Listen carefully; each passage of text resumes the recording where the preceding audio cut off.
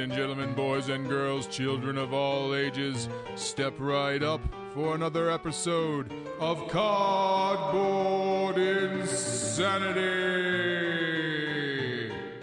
Shut up and sit down.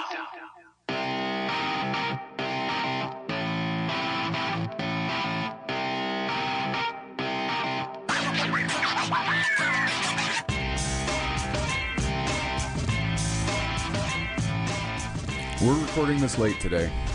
Very late. It's 3:30 in the afternoon on Sunday. Usually we have these things done and released early in the morning on Sundays. But today's Mother's Day, May 8th.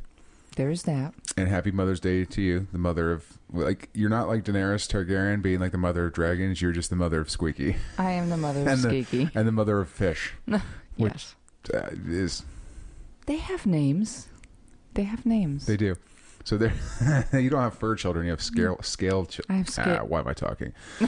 So listen, here's why. This is how it's going to be. Here's why. Yeah, here's why we're so late. And also welcome. Yesterday was my birthday. Happy birthday. Thank you. And so naturally, we partied hard last night, and I partied a lot harder because I wasn't driving. And good Lord, yeah, I suffered. I suffered badly for it today.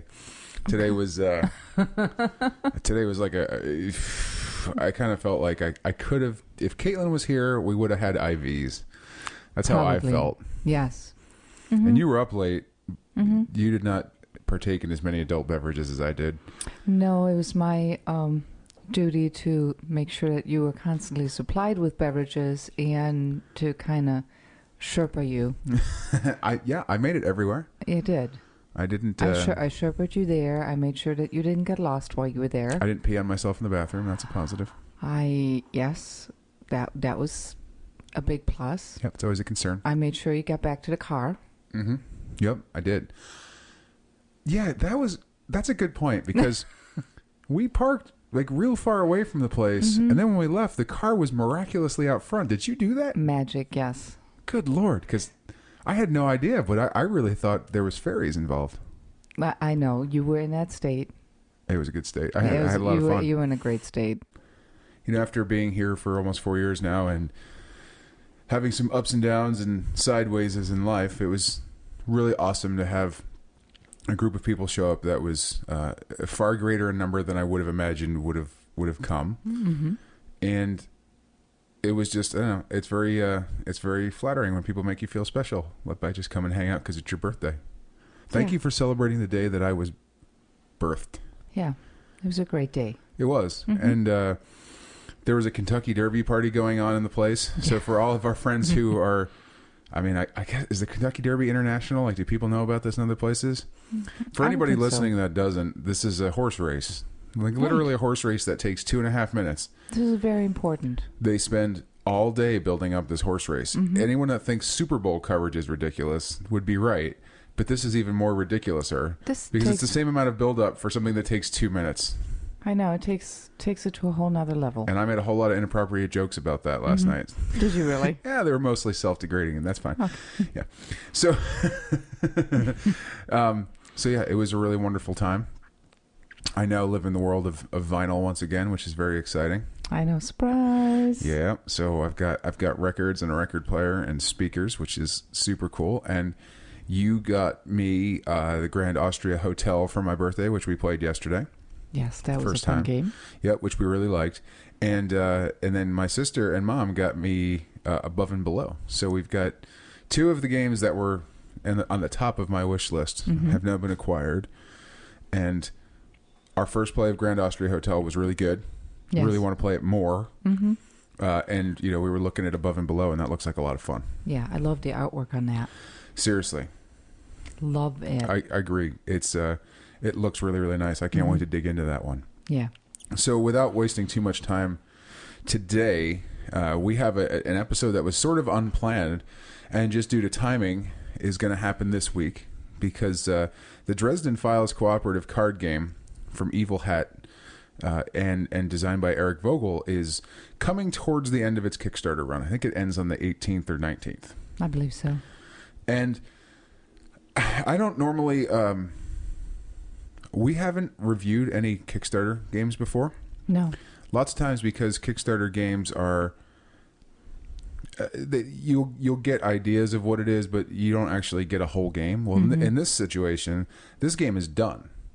Like this is what it is, and it's ready to roll. Right. So we received a print and play copy from Evil Hat. They had one sent to us from Drive Through RPG, and so we figured this would be a great time to do this because the Kickstarter is still going on, and now they're getting into the next plateau of the good stuff you're going to get as a backer. And we wanted to like this game from the get-go, and we'll talk about it more during the review. But it's lovely when something completely surpasses your expectations. That's very true. So for today's episode, we have a review of the Dresden-Files cooperative card game, which is live now on Kickstarter. And we're going to have the interview that I did with Eric Vogel, the designer of the Dresden-Files cooperative card game, as well as a couple other games. So we're going to do that today. And then we're going to go back to sleep. And that's because then there's a nap in my future, right? Yeah, because we just had a nap. I'm not done. I slept. It's 3:30. You can't have a nap now. Now it's just called going to bed. No. I can nap a couple times before. Oh, I can't. If I sleep again now, we're doomed. We're just doomed. So, because neither one of us is worth a crap today. Yeah. Let's go right into my interview with Eric Vogel. Okay. And then the Horsey Avenger and I will espouse great details about the Dresden-Files card game. Yes. She's positively giddy. I'm trying to contain myself over here. Well, just like you just need to contain yourself for like another, I don't know, minute. Okay. Until this part's over. I don't know. This energy thing is very short lasting today. In that case, I'm going to shut up. You guys are going to listen to Eric Vogel and I have a chit chat about his design process on the Dresden-Files and a couple of his other games, and then we are going to do the review, and then we're going to sleep. Good night, Gracie.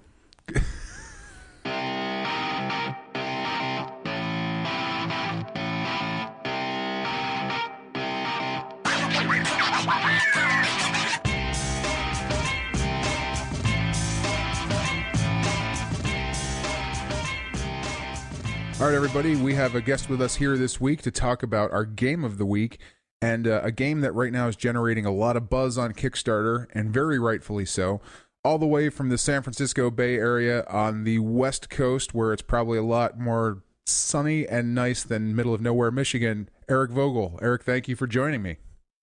Oh, thanks for having me. And you're right, it's actually pretty toasty here right now. What do you have for temperatures? Because I'm like about 48. I'm going to say it's like 75, 80 right now, something like that.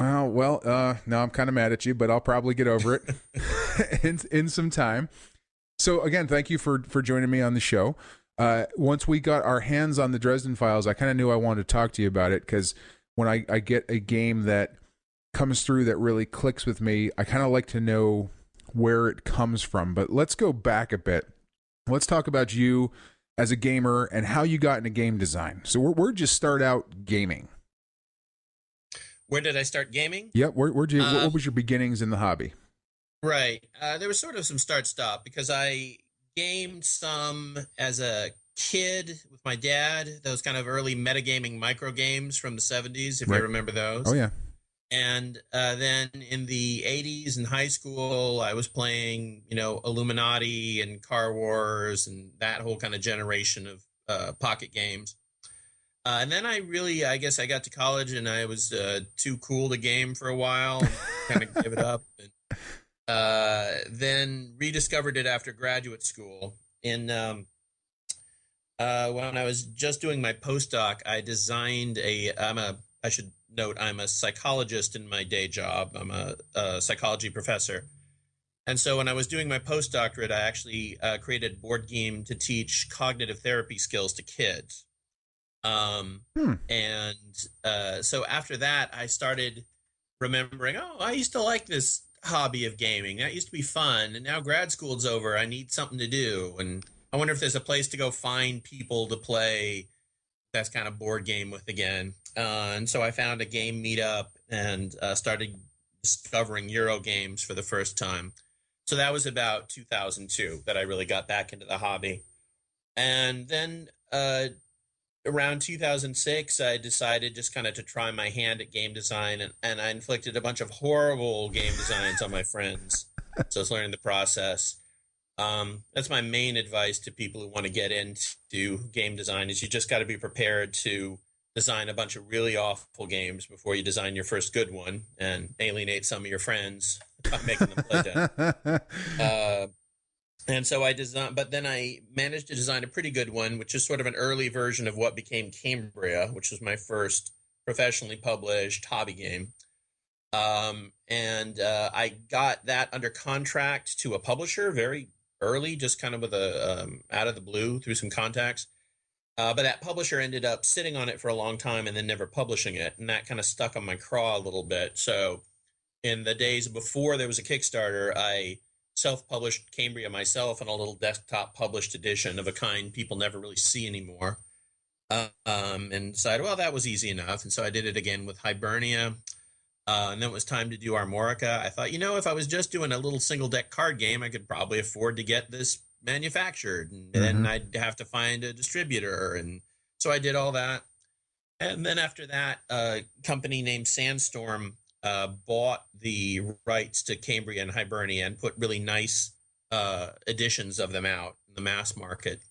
And unfortunately, that publisher went out of business. But after that, I got connected with Evil Hat, and now the Dresden-Files Cooperative game is my third game that I'm doing with them, and they've got some other things from me in the pipeline. Oh, that's good. So I know about Zeppelin Attack, and we're going to have a review of that on the blog. What was Armorica the other game that you designed for Evil Hat? The second game they did was Don't Turn Your Back, which is actually a combination of deck building and worker placement. And so since it's only half deck building, maybe you'll only half like it. We were talking about this before we started rolling tape about how I hate deck builders. And so, yeah, that's fine. There's a 50-50 chance. I love worker placement, so you might have something there. Yeah. And actually, in many ways, it's more a worker placement game because, on a given it's your cards in that game are your workers. You got to place them into designated spots on the board for them to have their effect, and they do different things depending on where you place them. Okay, that sounds like more my cup of tea. So that was my second game with them. And now the Dresden-Files game is the third project, and I'm very happy to see how well that's taking off. At this point, while we're talking, I think it's May 1st, and I think we're at about 310,000 right now on a goal of 40. Yep. So it's been kind of ridiculous. We were certainly, hoping to get it up well above 40, but now we blew through all of our stretch goals on day one. 3 days. Yeah. Yeah, it was ridiculous. So I had been scrambling a little to come up with some extra material so that people have a reason to stay tuned in. But so are you a Dresden-Files fan outside of the game? Were you before, or are you now? I was. I had read all of the books before I got the commission to do the game. And I've read them a bunch more since then. Reading them to try to find content for a game is not quite as much fun as reading them for fun the first time. But, sure. I've probably been through all the books about 5 times now. Wow, really? So just gotta, whenever I'm theming or retuning it, whatever. But yeah, I do enjoy the books a lot. So you mentioned that you got commissioned for this. Did this just sort of come in where Evil Hat said, "Hey Eric, we gotta"? I know they have the license for the Dresden-Files RPGs. Did they just kind of come to you and say, "Hey, we want to do a board game with this," or was it sort of, "We want to do this, but you also had an idea that might work"? Well, let's see. So when it was a little bit of a similar process to what happened with Zeppelin Attack. When they did Zeppelin Attack, they had actually commissioned a